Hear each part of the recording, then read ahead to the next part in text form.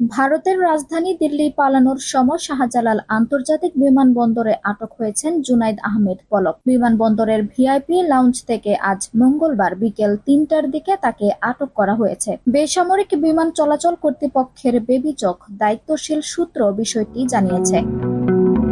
এখন পর্যন্ত জানা যাচ্ছে, শাহজালাল আন্তর্জাতিক বিমানবন্দরের ভিআইপি লাউঞ্জে অপেক্ষায় ছিলেন শেখ হাসিনা। সরকারের ডাক, টেলিযোগাযোগ ও তথ্য প্রযুক্তি প্রতিমন্ত্রী জুনাইদ আহমেদ পলক। তখন বিমানবন্দরের কর্মচারীরা তাকে ভিআইপি লাউঞ্জে আটকে রাখেন। কিছুক্ষণ পর বিমান বাহিনীর কর্মকর্তারা এসে তাকে আটক করেন। ছাত্র জনতার অভ্যুত্থানের মুখে গতকাল শেখ হাসিনা ভারত পালানোর পর থেকেই খোঁজ ছিল না পলকের। তিনি দেশে আছেন নাকি বিদেশে পালিয়েছেন তা নিয়ে নানা গুঞ্জন ছিল। গতকাল রাতে নাটোরের সিংড়ায় পলকের বাড়িতে হামলা চালানো হয়। বিকেলে তার বাড়িতে আগুন ধরিয়ে দেয় বিক্ষুব্ধ জনতা। লুটপাটও হয় তার বাড়িতে।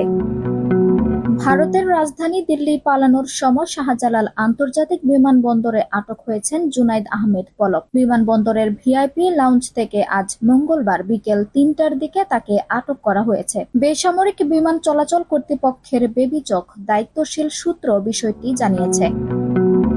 এখন পর্যন্ত জানা যাচ্ছে, শাহজালাল আন্তর্জাতিক বিমানবন্দরের ভিআইপি লাউঞ্জে অপেক্ষায় ছিলেন শেখ হাসিনা। সরকারের ডাক, টেলিযোগাযোগ ও তথ্য প্রযুক্তি প্রতিমন্ত্রী জুনাইদ আহমেদ পলক। তখন বিমানবন্দরের কর্মচারীরা তাকে ভিআইপি লাউঞ্জে আটকে রাখেন।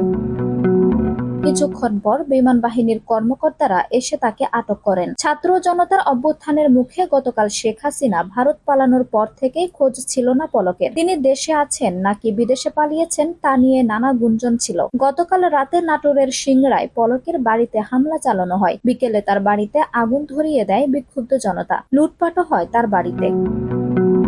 আঞ্জুম হক আরবি, টাইম নিউজ ডেস্ক।